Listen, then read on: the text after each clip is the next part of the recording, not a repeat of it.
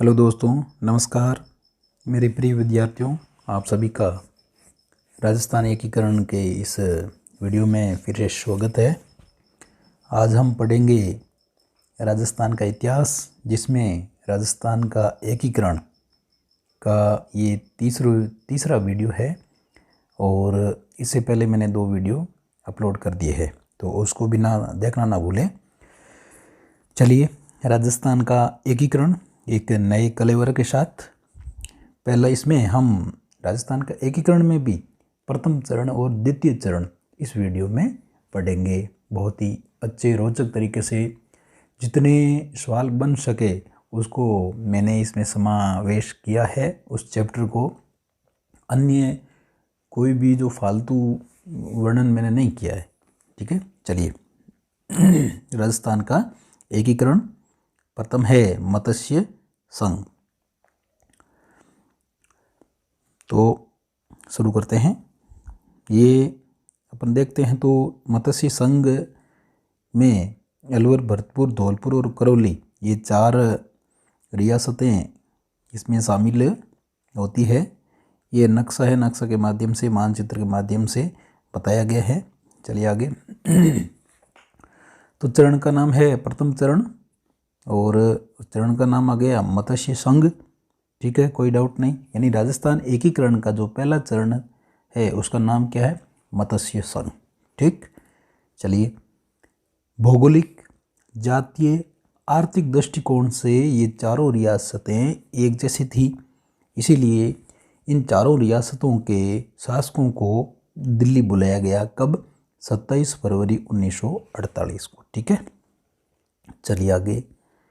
और इन चारों रियासतों के शासकों के साथ रियासती विभाग या रियासती सचिवालय के अध्यक्ष सरदार वल्लभ भाई पटेल और सचिव वीपी मेनन के साथ बैठक हुई, चर्चा हुई और इन चारों रियासतों के राजाओं को कन्विंस किया और उन राजाओं ने दस्तावेज पर हस्ताक्षर कब किए? 28 फरवरी 1948। यहाँ ये नए हैं दोनों टॉप पॉइंट और दोनों ही इम्पोर्टेंट है, सवाल बन सकता है। तो मत्स्य संघ का गठन 18 मार्च 1948, यानी प्रथम चरण का गठन हुआ 18 मार्च 1948, ठीक है, ध्यान रखना। फिर उद्घाटन किया था NV गाडगिल ने, यानी नरहरि विष्णु गाडगिल। नरहरि विष्णु गाडगिल ने। रियासतें कितनी? मत्स्य संघ में कितनी रियासतें थी? 4। और शॉर्ट ट्रिक देखें तो है ABCD। यानी ABCD का मतलब A मतलब अलवर, B मतलब भरतपुर, C मतलब करौली और D मतलब धौलपुर, ठीक है। यानी 4 रियासतें और चारों रियासतों के नाम बहुत ही आराम से याद हो जाएगा। ABCD, अलवर, भरतपुर, करौली, धौलपुर। और इनके साथ एक ठिकाना नीमराणा। नीमराणा जो कि आपको पता ही है, अलवर में मिलाया गया। तो प्रथम चरण में 4 रियासतें और एक ठिकाने का समावेश था। प्रथम चरण के मत्स्य संघ की राजधानी किसे बनाया गया?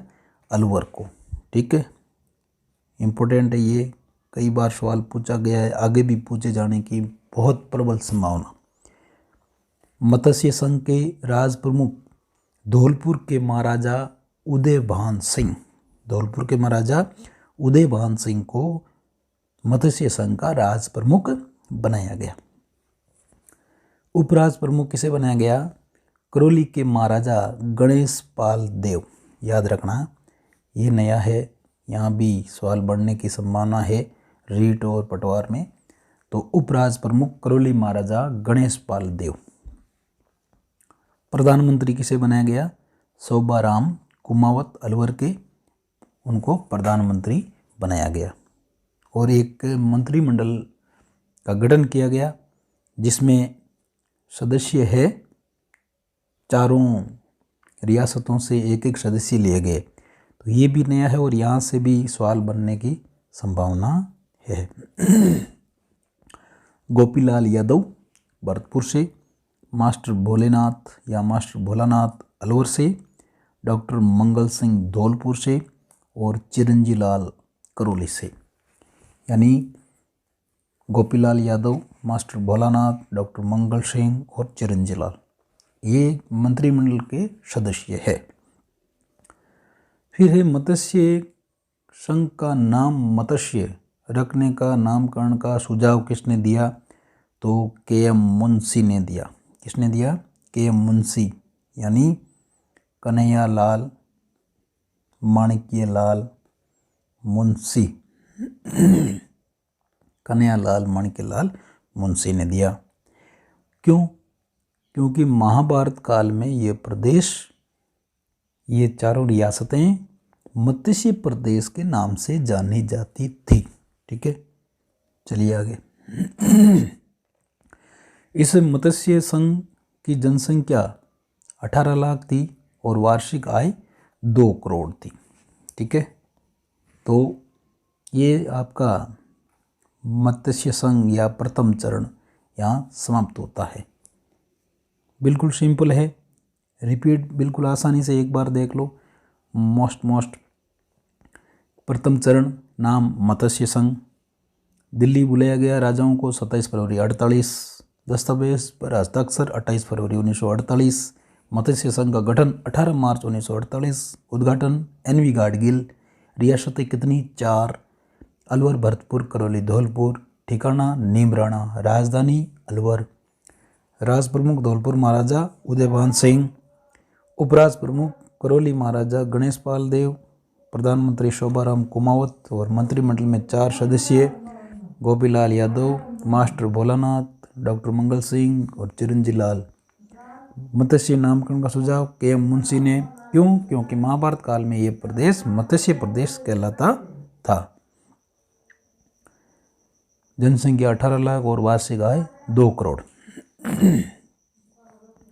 फिर राजस्थान का एकीकरण, इसमें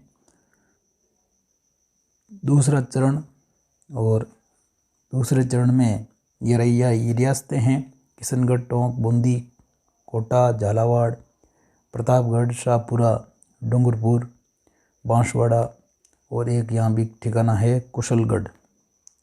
ठीक है, तो चरण का नाम पूर्व राजस्थान या फिर राजस्थान बोर्ड की किताबों में मिलेगा संयुक्त राजस्थान। गठन 25 मार्च 1948। पहला चरण है 18 मार्च, दूसरा है 25 मार्च। डेट सही वही है, सन वही है 1948। तो पहला 18 मार्च, दूसरा चरण 25 मार्च 1948। इसमें रियासतें हैं 9 और 9 रियासतों के नाम याद रखने के शॉर्ट ट्रिक है। कोझा बाबू परडू सा किशन ने टोके। ठीक है, कोझा बाबू परडू सा किशन ने टोके। यानी को मतलब कोटा, झा झालावाड़, बा बांसवाड़ा, बू बूंदी, प्र प्रतापगढ़, डू डूंगरपुर, सा शाहपुरा, किशनगढ़ किशन से और टोके से टोंक, और इसमें एक ठिकाना कुशलगढ़ जो कि बांसवाड़ा में मिलाया गया। तो इस प्रकार से ये 9 रियासतें हैं। 9 रियासतों का एकीकरण हुआ है क्योंकि मत्स्य संघ को अलग रखा गया और 9 रियासतें हैं। राजस्थान के एकीकरण में यहाँ से वास्तविक एकीकरण की शुरुआत हम यहाँ से मानते हैं। तो संयुक्त राजस्थान या पूर्व राजस्थान की राजधानी कोटा। राज प्रमुख कोटा महाराव भीम सिंह को बनाया गया और उपराज प्रमुख यहाँ 2 बनाए गए, एक तो बूंदी के महाराजा बहादुर सिंह और डूंगरपुर के महाराजा लक्ष्मण सिंह को। प्रधानमंत्री गोकुल लाल असावा को बनाया गया, शाहपुरा के ही, और उद्घाटन वही एन.वी. गाडगिल या नरहरि विष्णु गाडगिल। इस चरण के यानी पूर्व राजस्थान या संयुक्त राजस्थान की जो जनसंख्या है वो 23.5 लाख और वार्षिक आय 1.90 करोड़। ठीक है, यहाँ मंत्रिमंडल का जो गठन है वो स्थगित रखा गया। क्यों? क्योंकि उदयपुर या मेवाड़ के संघ में शामिल होने की स्वीकृति मिल गई थी, इसीलिए मंत्रिमंडल का गठन दूसरे चरण में नहीं किया गया। दूसरी मोस्ट बात, वरिष्ठता, क्षेत्रफल एवं महत्व के आधार पर बूंदी के महाराव को यह स्वीकार्य नहीं था कि कोटा महाराव को राज प्रमुख बनाया जाए। क्यों?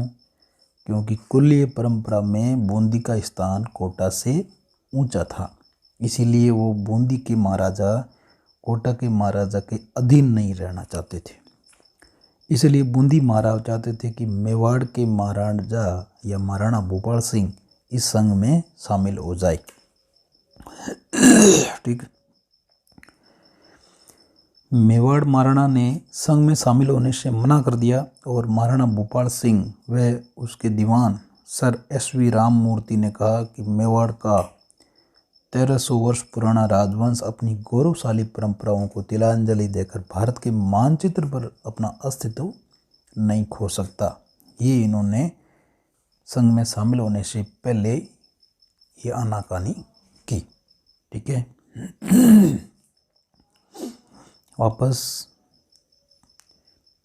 दूसरे चरण का नाम पूर्व राजस्थान या संयुक्त राजस्थान, गठन 25 मार्च 1948, रियासतें 9, सौट्रिक, कोजा बाबू परडू, शाह किशन ने टोके, 9 रियासतें, एक ठिकाना कुशलगढ़, राजधानी कोटा, राज प्रमुख कोटा महाराव भीम सिंह, उपराज प्रमुख 2 बूंदी और डूंगरपुर, बूंदी के महाराव बहादुर सिंह, डूंगरपुर के महाराव लक्ष्मण सिंह और प्रधानमंत्री गोकुल लाल असावा।